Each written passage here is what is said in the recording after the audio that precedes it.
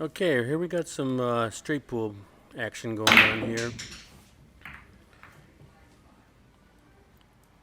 4 ball. Lose control of the cue ball a little bit here. Got a little up table, but luckily the 11 ball is right there for an easy left-handed shot. So I come over to this other rail and I want to look at these balls on the rail and open up that corner pocket. The 1 ball does go, but when I pocket this 1 ball, it gives me a little bit flat.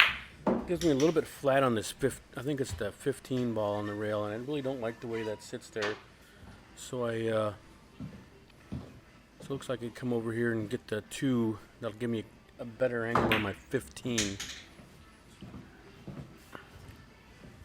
So now I can pocket this 15, come off the rail, and get that 8 ball out of there. These 2 balls, the 8 ball and the 7 ball, I really need to get those out of there right away because they really block those corner pockets. So I want to open up these corner pockets so those balls in the middle of the stack there can have a way to get pocketed there in the corners. So I'm looking here if I can get an angle on a 7 after pocketing this 8, because I got nice and straight on that 8 ball. So I think I can get a shot on the 7.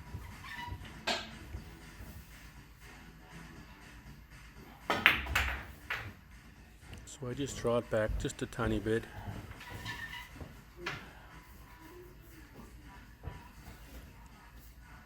So now I have a nice view of the 7 ball here.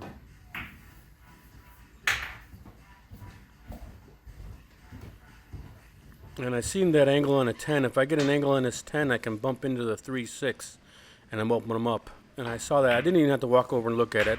I got really nice straight in on this 12 ball. Knew if I just followed it down just a tiny bit, just like that, I can have a nice angle on my 10 to break up the 3-6 there, and then then everything's pretty much out in the open. So I have the 9 ball and I think it's the 13 ball as a potential break shots. So I kind of leave them there so I can have an option of break shots.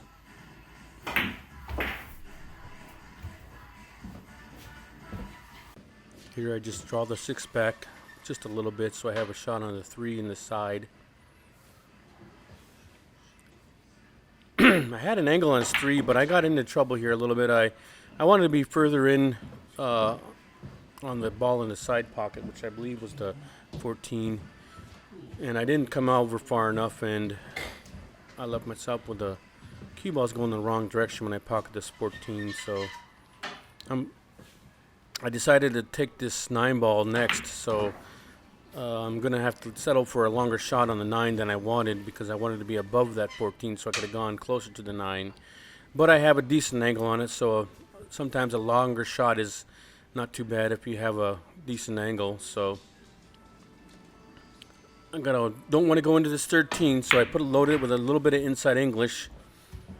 And I got a little bit more inside English than I wanted because it killed it coming off that bottom rail a little bit and left me with a little bit bigger angle on that 5 than I wanted. But it's okay. I can just slow roll this in, and I should still have an angle on the break shot for the 13. But again, I'm settling for a little bit longer shot than I would have preferred. But it's got a good angle for the break shot, so I decided to go be okay with it.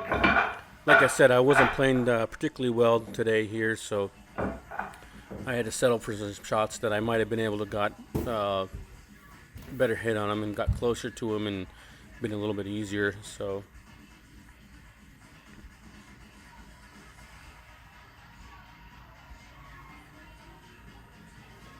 a little cue maintenance.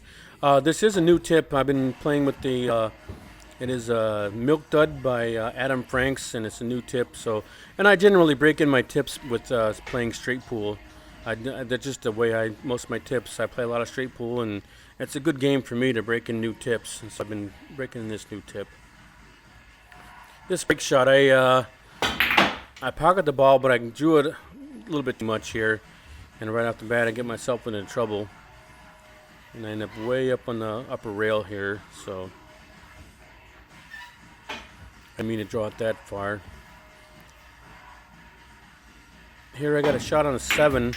I'm going to have to go into the stack. I knew I'm going to try to hit the the side of the stack and just get a couple balls on it. Try hit it too full because I'm gonna get stuck behind in the bottom of the stack. So I actually managed to pull out a couple of shots here that open them up a little bit, but I still have to look for a secondary break shot, and I don't have a clear secondary break shot. The angle from the 1 to get over for the 2 is too much, so I can't use the 2 as a secondary break shot. So just basically I'm gonna have to settle on an angle with this 12 ball, which I really don't want to do because this is a very risky shot by going 2 rails and then coming up into the bottom of the stack again, and that's really risky. I don't have an insurance ball, and I'm just hoping I can create a shot here. My target is between the 10 ball and I believe it's that 7 ball there. I don't 7 full. I want to hit in between those 7 and the 10 there, which I actually do really well, and I just go right in between those and open up a couple of more shots here. So that worked out pretty nice. I didn't have to hit it too hard. I just wanted to go up through there and try to bump a couple balls out. I left myself a nice shot on the 9, so that was fortunate.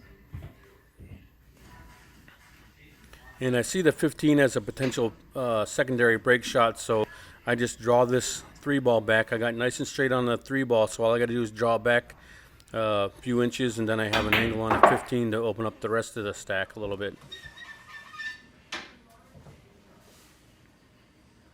So now I got myself a nice decent angle there just to cut the 15 in the corner there and open them up a little bit better. And I don't have to hit this too hard, just a little bit of draw in there to keep me above the stack. And here I see an good angle on the 11 ball to bump that 4 ball just a little bit. The 4 ball is in a good position for break shots, but I have a nice angle on 11 just to bump it a little bit further so it's not so close to the rack, and that came out pretty decent.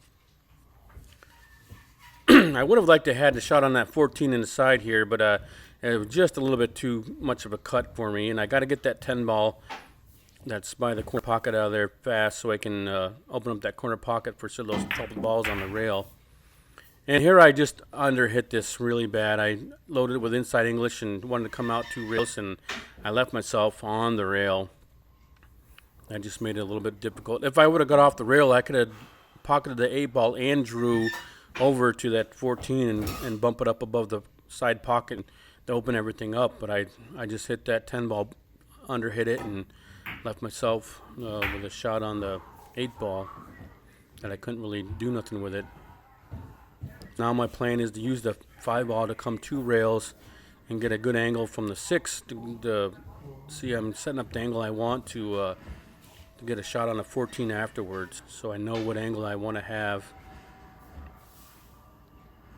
And like I said, I just wasn't playing all that great, and I just went 2 rails, and I think I overhit it a little bit here, and I just end up just past that angle that I needed. So here I'm actually decided to go into the 2. My plan was to go into this 2 ball here, but I want to hit it on the upper side of the 2 ball, and then it'll just separate the 2 balls. But I had a little bit too much angle, and I ended up hitting it on the side of the 2 and then coming underneath it, which was a big mistake. I could go up in a corner, but then it leaves myself kind of more of a cut on this 14 than I would have liked. I actually should have took a little bit more time, and if I would have drew that back a little bit on that 2 ball, I would have had a better angle on this 14, because this 2 ball is going way away from where I want to be for my angle on my break shot for the 4 ball. I mean, I can throw it in the corner, but I don't want to cross that line there. I set up the line that I don't want to go past that line. I need that line for the angle on the break shot, and I just didn't throw it enough. It was a real close shot, but I maintained my angle on my break shot, but I just missed the ball in the corner, and then my run ends. Well, anyways, thank you for watching, folks. This is 14-1.